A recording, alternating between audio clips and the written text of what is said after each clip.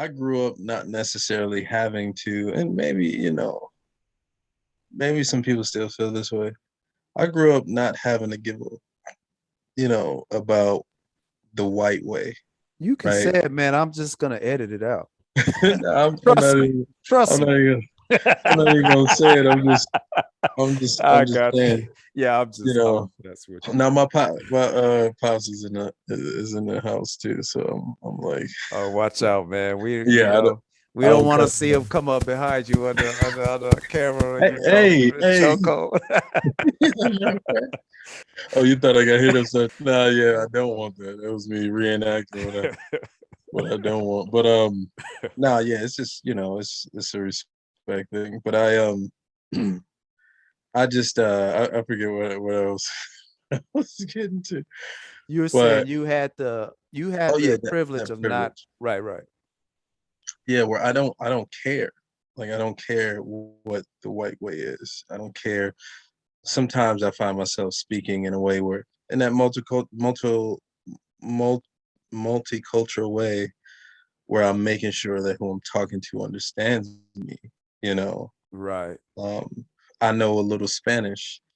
I know a little um, I know enough Vietnamese to get me through, a restaurant, Nice.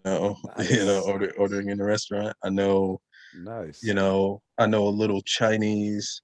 I know, and the thing is, it wasn't about just being like I know these different words, and it was really about being able to say, all right, look, it's so funny. I was talking to a Lyft driver about this just because I'm Mm, speaking Spanish to him. He's like, oh, you, you speak pretty good Spanish. What do you say? You pick it up from your coworkers? I'm like, no, no, actually, I had a lot of friends growing up, and so I would talk with them, right. and then my kids are in school for they got Spanish class or whatever, so we practice. But I'm like, but with my friends, they know my language, or they know this English language that we both speak. Um, like, why wouldn't I want to know theirs? Like, why wouldn't I? Right. You know what I mean? Exactly. Want Yeah. to communicate with them from where they are. Um, Yeah. I just, I look at some of these. I look at something that Dave Chappelle said that here. I won't even get into Dave Chappelle. I go back to Nate Parker. Um, I think it's important for us to understand, like as a people, it's amazing how somebody like Dave Chappelle, somebody like Nate Parker, um, somebody like Colin Kaepernick, how they can be expelled from a certain industry. They could be blacklisted. They could be punished. Nick Cannon, and we don't have the power to take that human resource who knows how to write movies, who knows how to make millions of dollars, who knows how to, and put them in a position of power ourselves, right? We look at it Right. like, well, we consume, so we're the ones who. It's like a Right. consumer is at the bottom of the list, the bottom of The that pyramid. Masonic kind of, yeah, Yeah. structure, right? Yeah. Um, there's no pride in being at the bottom. It shouldn't be. Like, Well, that catchphrase that the industry invented, that's called purchasing power or buying power. It's a farce because when you are in need of services and you have limited options, someone can monopolize things either by monopolizing the actual industry or having so much influence over um, subsequent industries that you are forced to basically buy what they're selling. Take it or right. leave it. Take it or leave it. Where's You ain't got buying nothing for power? Right. sale.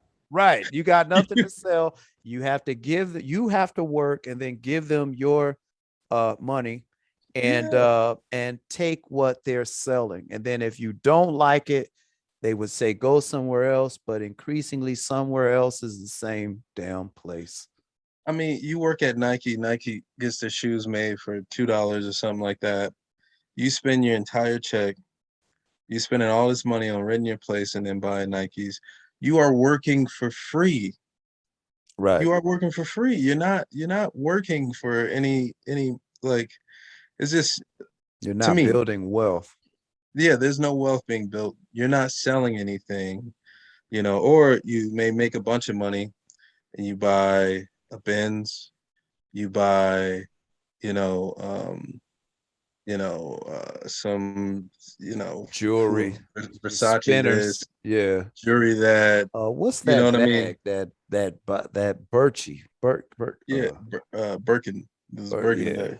Yeah. Yeah, you go out to eat in this place, you go like none of these things that you have the purchasing power to buy reflect your culture, reflect what you were raised on, how you're brought up, um, anything that anybody who looked like you created or any of those different things. And you And you end up go getting the same money a week later, 2 weeks later, right because you and you got a go, salary cap. yeah, because you got a salary and you're constantly, and you're at Best Buy and you're at Target and you're at these And different you places, and you're constantly exercising your purchase power to buy things that give you nothing back. Like and you know what else, man? That is never it's and I think about it, but I guess I thought about this subconsciously, but now that hearing you say something, it sort of brought this to the fore. When you talk about being a producer versus being in the audience, or you talk about being a creator versus a buyer, the creator and the producers are always the most thoughtful. They're the most what is that word? You ingenuitive. use the most, right, the most ingenuity because there's actual work, intellectual work, and capital that has to be invested in making the product. So this Mm, person is exercising their mind, they're exercising their ability to put messages, effects, they're putting a product together. And the yeah, person that purchases it, they can sit passively and wait to buy it. And then, and when you look at this as it's across the board, but it's really, I think it's really critical when you look at like the advent of the tech industry, where you yeah, have artificial intelligence systems being developed, you have algorithms that are becoming increasingly artificially independent that are able to sort of machine learn. And you talk about the engineering that goes in on the front end of these products that are life simulations in a lot of ways. I mean, these things are becoming increasingly independent thinkers. Uh, when you talk about Black America not being and not representing enough of the engineering as side of things, or the producer side of things, what does it mean when the products are becoming increasingly sophisticated to the point where, as consumers, there'll be a tipping point to where the consumer will ultimately be they'll occupy a space of lesser value than the product itself, in the sense that when you look at like the old adage of people living and slaving and dying for money, dying over a pair of shoes. Okay, the shoes have been elevated to such a value that a person loses their life over them, or there's gold chains, or people will do anything for money. They sell their souls, etc.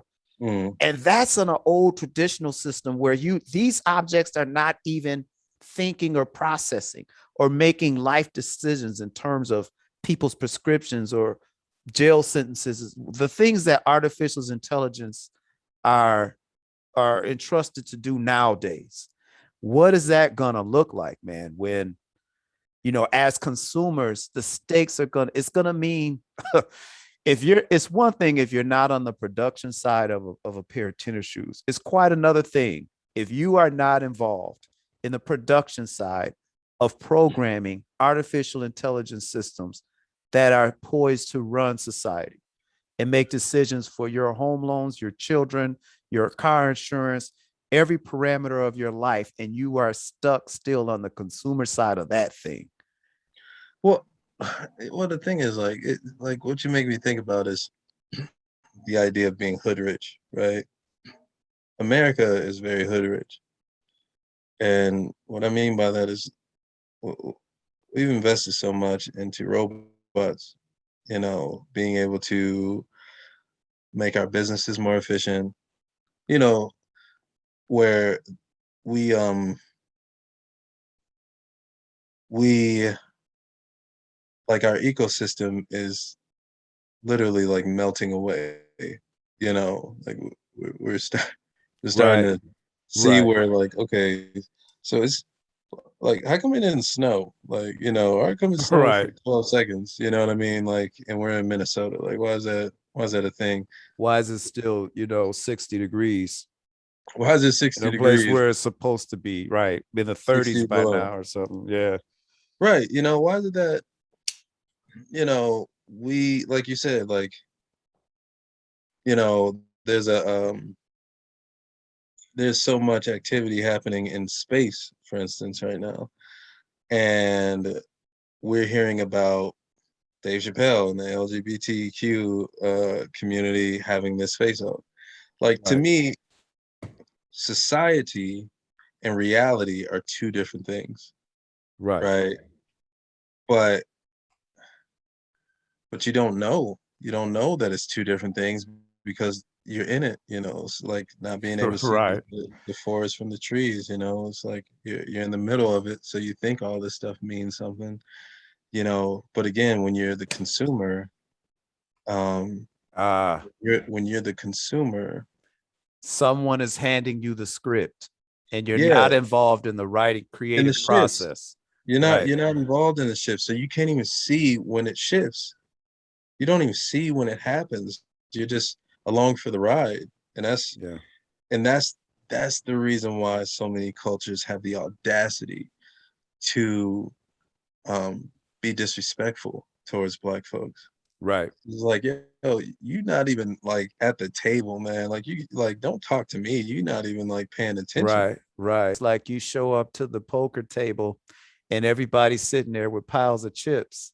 Yeah, And you call up, be like, I want to play. I want to play. Like, okay, this is $1,000 hand right here.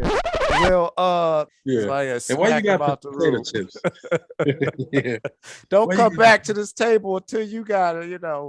I mean, or even like you outside of the place, outside of the casino. Right. You ain't even in they got your picture up outside the door. Then you get within 1,000 feet, they locking your ass up. Exactly, exactly, exactly. This Oh person's man. crazy. If they get close to this facility, Right. That's why you public gotta put on health. a little mask and to pretend to be somebody else so they let you inside. And I and I Wow. and I get it. Like, I get that. What I think about though is like when it comes to us working for the man, if you will. Um, did you know, like, before the gun became popular, the Chinese and the Africans had already had their hands on it, Yeah, and the and gunpowder and yeah. they both said though, this is dangerous. Mm-hmm. This is way too dangerous, right? So for the Chinese, for the most part, they used it just in a different way, more like Fireworks. Yeah. fireworks, celebratory, Celebrations. Yeah. you know. But then like um, Europeans got a hold to it and made it a part of that system of world Wep- domination, Weaponized it. weaponize it, Mm-hmm. and saw the world domination opportunity. They use weapons and they use disease to take over everything. So Right. you begin to see like, all right, I could look at this table, just like white folks, where they're like, I could look at your table and think that it's important that I want to be a part of it, or I can make my own table, Or and just like when it comes to like men and women and what our spaces are and things like that, where we see a problem and we handle it in our own nature, based on our own nature. right. We got to be able to see the problem from the outside of the club, and to be able to say, you know what, I need to create a solution to this problem, not with the people who are at the table, Hmm. right? Because they're they're living in their solution. Anti-establishment. This is the Right. establishment, Right. right? You trying to do life a whole different way. Bernie Sanders, like, no, you trying to do life a whole different way. We're not with that. Wow. Racism in America, right? It wasn't something that white people always practiced. It's brand new. They were forced to be racist. This culture was forced on white folks Hmm. because it was a part of the business plan. If you didn't Hmm. treat black people this way, you would go to jail, or you would have to work in indentured servitude for this long, or you'd be hung with them, depending on how offensive you are to the business plan. Yeah, and it's not even just, see, like, white folks think black people are the only ones that are victimized in this country. It's like, nah, man, Yeah, no. that the average white, the common white person, right? Yeah, yeah, the common white person. It's like, nah, like, you make as much money as me, like, you you are just as disconnected from your ancestors as I am. And from Um, truth. yeah, and from truth. I mean, the thing is, it's like, who's to say that your ancestors wouldn't deplore uh slavery? Like, Right. your actual ancestors. Like, have you ever, like, asked yourself, what would my ancestors say about this type of legacy? Right. Right? And they're sold the script. The assumption is that they have to be on a guilty white side versus is that if I'm hearing you correctly? Yeah, yeah. And the thing is, yeah, it's not about guilt. It's about, like, um it's about honor. It's about, like, kind of walking your talk. And if you are the kind of person who's, you know, who sees yourself as, an upstanding person, or somebody who's, um, you know, uh, positive, and don't want to, you're not racist, you're not somebody who's trying to, then kind of, you you have to look at what people mean when they say racism, you know, Right. when they say institutional racism, structural racism, overt and covert racism, um, and the part that you play in it, and to be able to say, okay, all right, well, um, I see that something like redlining was literally done by people that we elected and enforced by us, Right. right? It's always enforced by us, because we're told this is how to see it. We're given our lines, just like, the war on drugs. The war on drugs, there were politicians that came into the black community, and they said, hey, look, aren't you tired of, these drugs being in your community, all these shootings, these different things? And black folks is like, yeah, well, elect me, and I'll make sure that, we end the war on drugs. They elect these people, then all their family members end up going to prison for a gram of weed Right. for life, and all these different things, just for later on those same politicians to open up a dispensary and make Yeah. money off that same weed that they do. And Yeah. it's because you know, um, we aren't seeing the tricks. All of us. It's not And just and don't you think that that also fits with the example we gave of being consumers?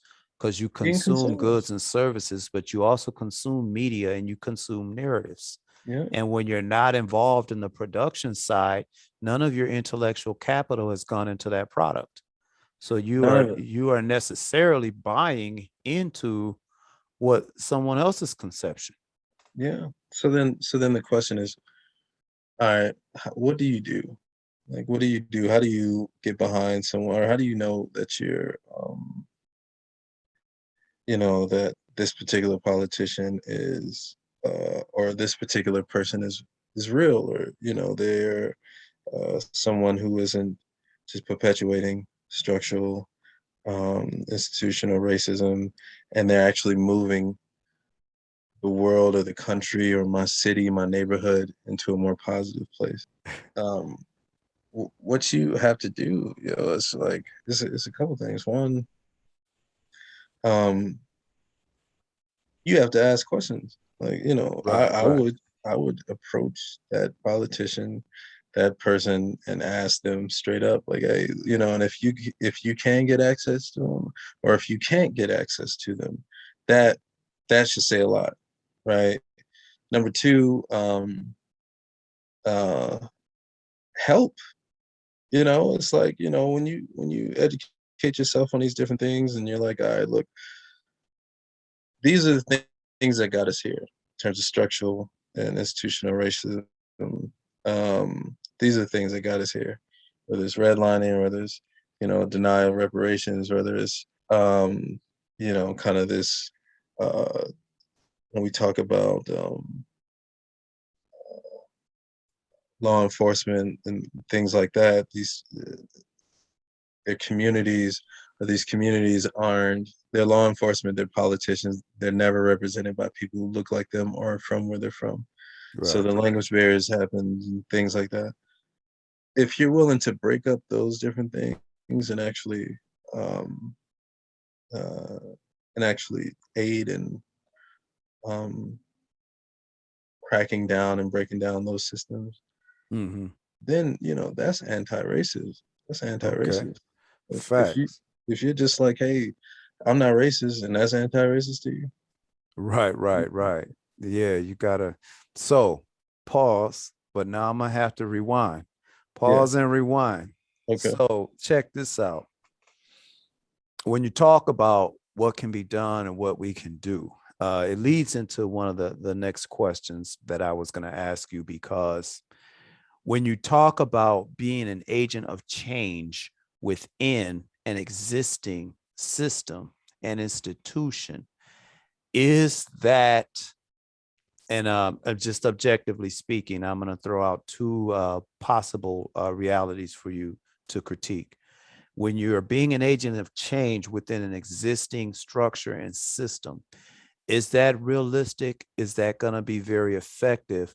If the system has a certain structure, is that more like being the same as like being a wheel or a piece within an clockwork, and think you're going to change the time, when you're actually part of a great system where there are so many variables and factors working together um, in the grand scheme of things? Or, and as this is related to the acting profession, and I'm going to tie this into the other comment, Hollywood versus Bollywood. So you got Hollywood, which is a system, and we can use that as a stand-in for economic systems, social systems, entertainment, media. So you got Hollywood, and when Hollywood contracts you to work within Hollywood, Hollywood dictates the role, it dictates the studio.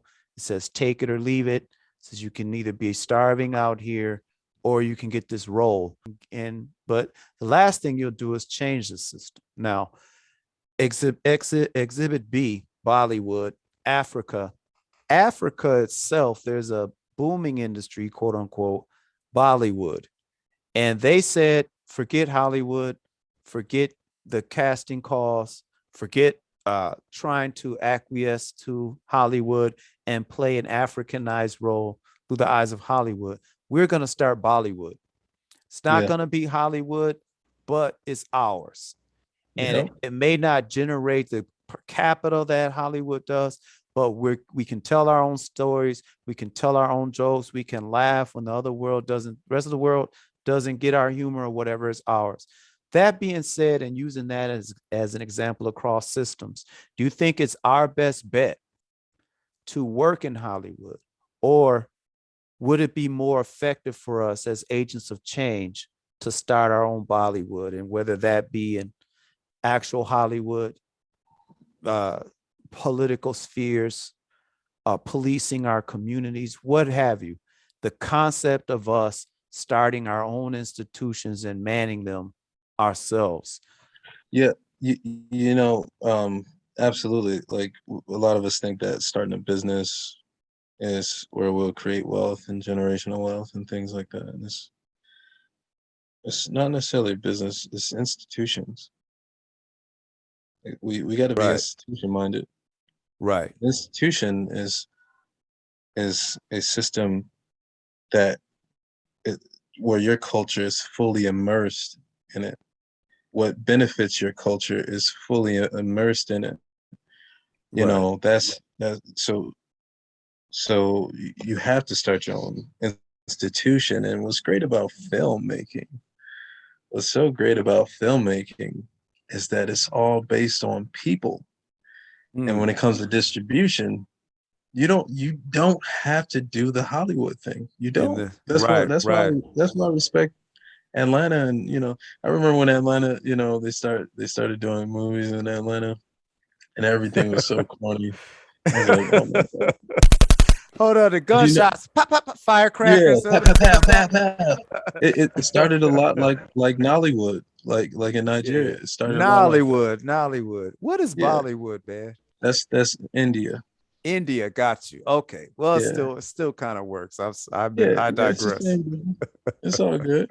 It's all good. Yeah, but it started the same way. But what was great is sometimes we think that our stuff got to be like pristine and perfect and great, and look like Hollywood in order to be Hollywood. And it's like no, no. Like people are moved by. You ever have somebody in your life like granddad or mom or dad or somebody who just were great at telling stories? Yeah. Sometimes like I had an uncle and he had like one tooth and he'd be drunk all the time. His presentation was awful, but when he tells stories, we be glued to him like, oh, that's Yeah, yeah, crazy. You know what I mean? yeah, yeah. Because people, um, the purpose of a storyteller is to elicit an emotion, feeling, you know, Right. and if you could be caught, in a moment's notice, um, like connecting to a story emotionally, then the film has done its job. It doesn't have to look like Joel Silver, did it um, I should probably not go to the '90s when it comes to Right. producers. If it doesn't look Right. like Universal Studios produced it or a Right. Netflix joint, um, uh, that's okay. But if the story's great and you've been able to capture that story, um, from a production standpoint, um, well, the story will always do better than the production behind it will. You You know know, what, man? And that makes me think when you mentioned your uncle, I was going to ask you, have you ever noticed how the greatest storytellers are always watching you?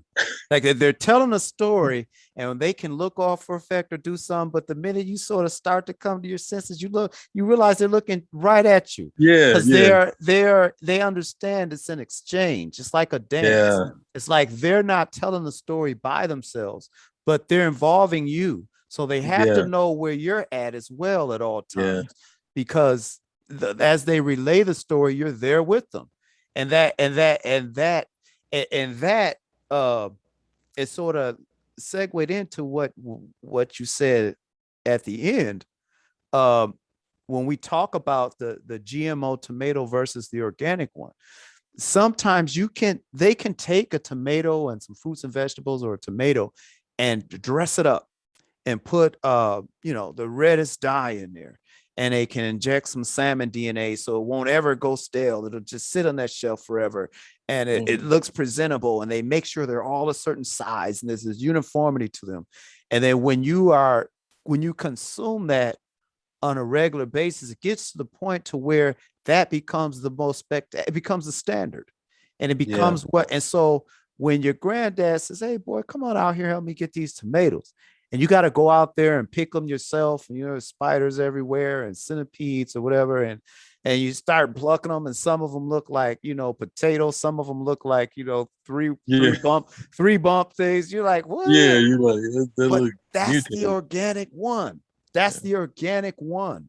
And That's though it's not as pretty, though it doesn't taste the same, it doesn't sit the same on your palate.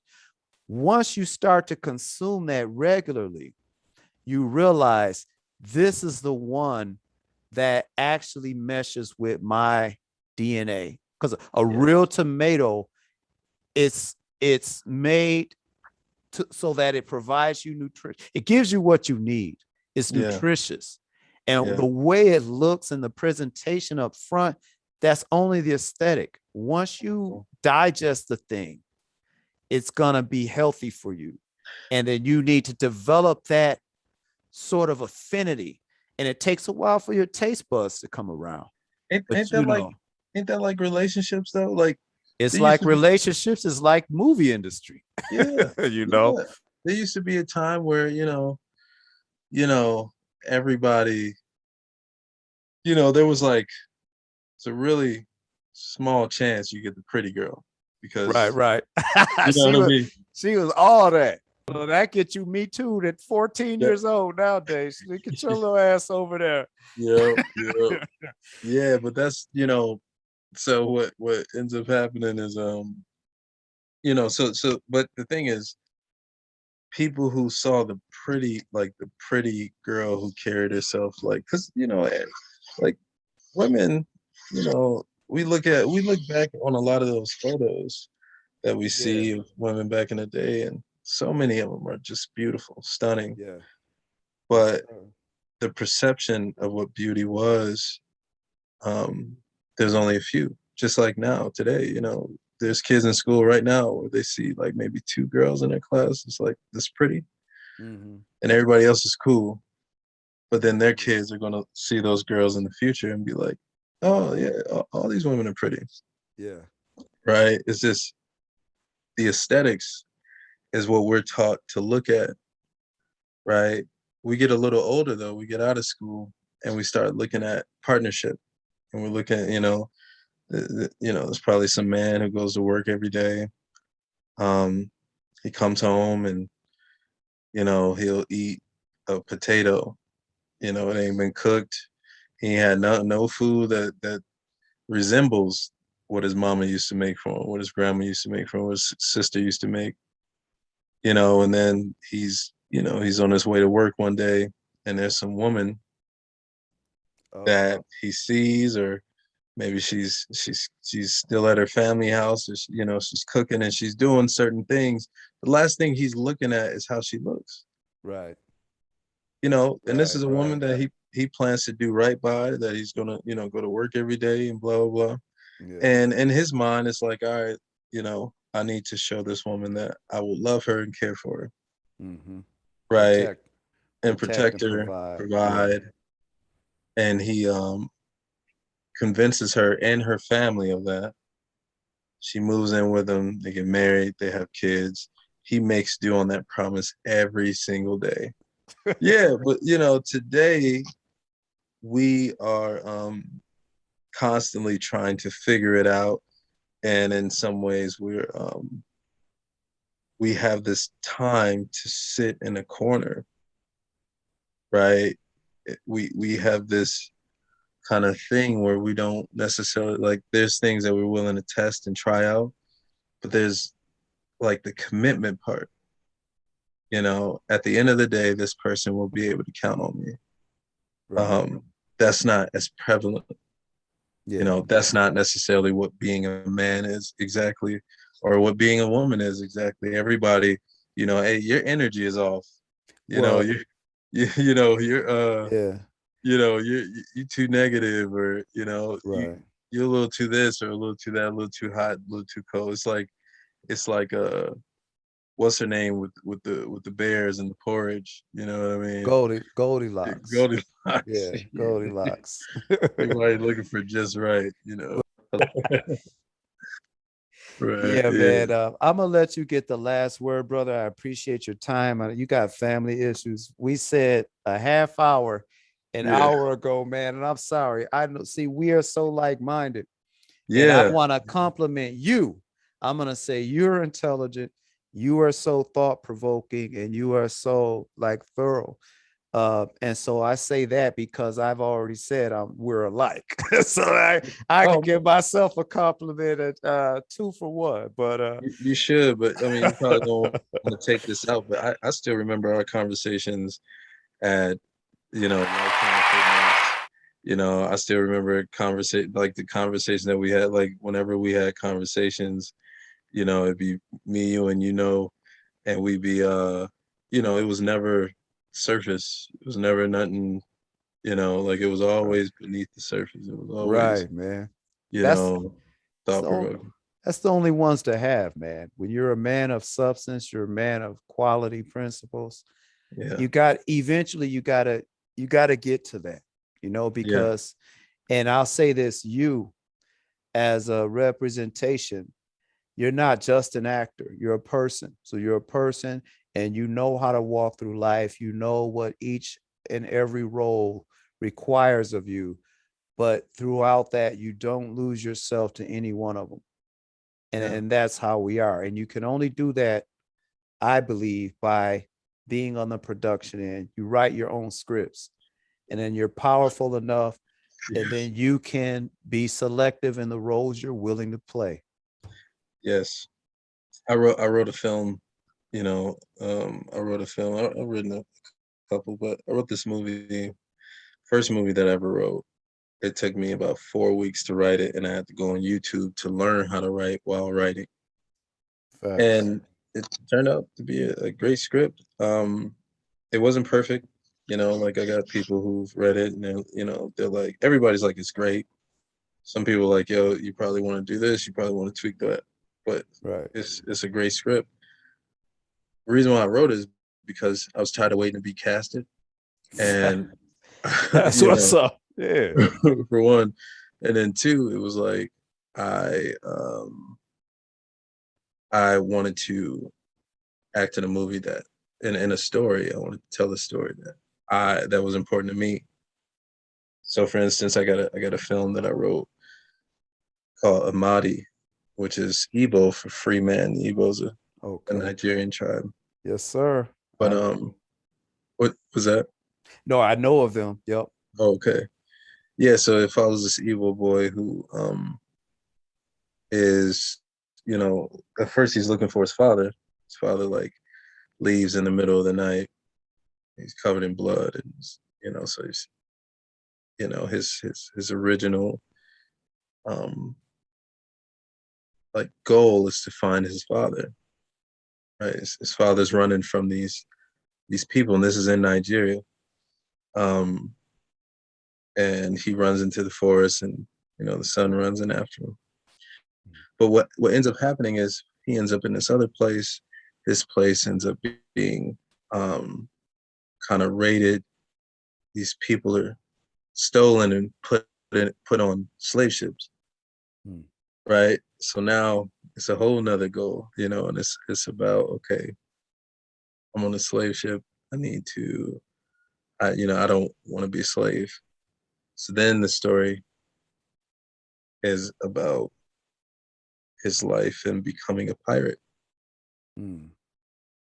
you know, and it's amazing because we do have uh, so-called would-be slaves, black folks, who were stolen, or African folks who were stolen, who became pirates that we don't even talk Right. about. You Right. know, it's like that Right. movie that the harder they fall that came out, where you begin to learn about black cowboys, and you're like, I don't know Yeah. what, but it's the reason why those stories aren't told prevalently is because those were alpha male stories. Those are stories of not, living outside of a system. Those are stories of Right. not being the consumer. Those are stories that will completely shift the way that we do life culturally. Right. It would Those are stories that would take us out of the permanent slave like citizens, permanent slave population kind of Vic space. Victim. Yeah, yeah, Right. and kind of put us in a place where it's like, hold on, wait, so I could, I could say I don't care about what you say, but it's not in an emotional way. I don't care because I really don't care because I And got this other way of like right. how And I want to. I can still be powerful. I can be me. I can still move toward my purpose Yeah, regardless of any emotional loss or psychological loss you think that you're heaping on me. I can yeah, still be me. yeah. At the end of the day, it's God's land and God's water and God's air that keeps me alive. God's tomato as well. God's tomatoes, right? Um, Here, I do want to say this. I have to say this. Yeah, yeah. Go ahead, man. So I grew up with nothing, man. Like nothing. Like I remember sugar bread, man. I remember Sugar bread and mayonnaise sandwiches. mayonnaise sandwiches. Man, I remember bologna, just abundant bologna. Everything was bologna. Like I remember Right. powdered eggs. I remember government cheese. Mm, I remember that stuff. Um, but like this year, this house that I'm in, this duplex, I should say, I bought it. Right. This was my first six-figure year. Right. And it's congratulations. yeah, man. And it's like um the shift came in that same the thing that we're talking about, which is what you think is what matters. What they think, it doesn't. It doesn't matter. Which it doesn't matter what they think. What they think hold you back. It can, but if you stay focused on what it is that you want to be and what you want to do, what you want to see, Great. um, yeah, there's no limits to what you can accomplish. So yeah, it's just That's great, that's what I man. definitely want to say. I like that, man. I like that. It's what you think that matters. Uh, Reminds me of that. As a man thinketh, so is he. Yeah, And that to me, it's I think that's great. And as men in our community, we have to find that. We have to be unashamedly who we are. We have to find our voice and our masculine voice and realize that we're not the essence of toxicity. Because to me, that's definitely a logical sphere. It's logical thinking. And yeah. what you think matters. And What you think? Yeah, I mean, stay, you know, and the other thing is when we talk about, we can see the evidence of our importance in a home and in society.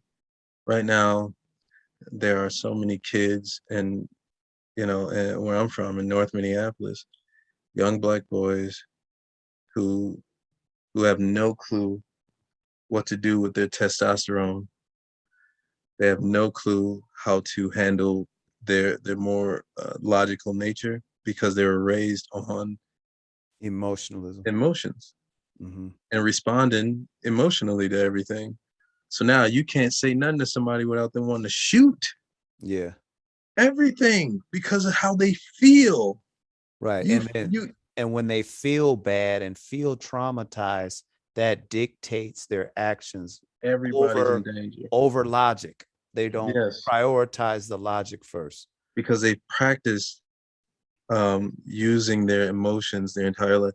The other thing that I would say to your point is you know, masculinity isn't toxic, just like, kids shouldn't, because they move a lot in class and stuff like that, they shouldn't be labeled, you know, um, one Some bad or two like there's right. some dysfunctional about them or ADHD and And now they got to these. take this life altering medication.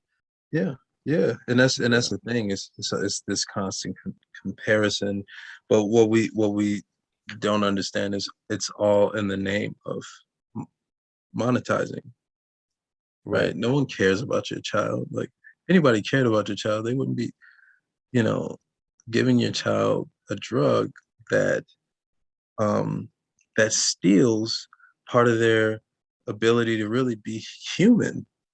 Right. You know, it's a drug that takes away their ability to feel empathetic. Yeah. Empathy. Yeah. And right. Empathetic. Yeah, Right. not even just about you, but about themselves. Yeah. And they're developing according to a certain formula, and they're going to be heading towards puberty. And you just throw some drugs there into the mix and demand that they take them. But And the man that they the state can say, if you don't, they've been diagnosed as such and such a thing, or whatever we come up with next year. we could we could Uh take your compulsive parents to jail. compulsive fidgety knee order. Now Yeah, he's got to take these pills, you know. And if he yeah. doesn't, we're gonna send protective services. Well, anyway, man. We're Bro, gonna we can simply go. protect the service. Go ahead. Go ahead, go ahead. No, I was just gonna say we go up forever, man. you Oh know. yeah, sorry, man. No, I it's all felt like good. another thing happening. So No, you don't need to apologize, man. It's an honor having you here. You done me a great honor. I'm proud of you, not only for what you will become, but for what you have become. So it's a appreciate done deal. please. And if you think, folks, if you think this one about acting and sort of we talked about acting, but somehow seemed to weave in, and I Mhm. mean coherently, metaphors about race, Yeah, feminism, yeah. struggle, human rights, freedom. Culture. Yeah, Wait till we talk about politics. That's yeah. all I gotta say. Man to watch, brother. I'm gonna let you take it out. Any parting words? No, I just it's an absolute honor to sit down with you to for you to have invited me here, and I'm glad that you did. You know, I mean, I just I yeah, I mean, I don't even know where to be quiet, but I will say like um I do encourage folks to get into some kind of art. The Oh, beautiful thing about art is numbers is cool, but it's art that gives them meaning. right. Um, uh, you know, life is boring without it. As an actor Facts. and as actors, like our job is to look at other humans, to look at the world for what it is, you know, and how others perceive it. Um, so everything that's been said is based on observation. You know, it's Yeah. all based on observation. It's not some abstract opinion that I've just kind of conjured in my mind, or that you've conjured in yours. This is, you know, really taking a look at what the world has shown and being able to say, okay, this is what I've been seeing in this time. This is what the world looks like. Facts. Um, Well, thanks again, and you all be on the lookout for the next interview. I was here with Mr. Leonard Cersei, up and coming, man to yes, yes. watch. More of the extraordinary ordinary. And with that, we out.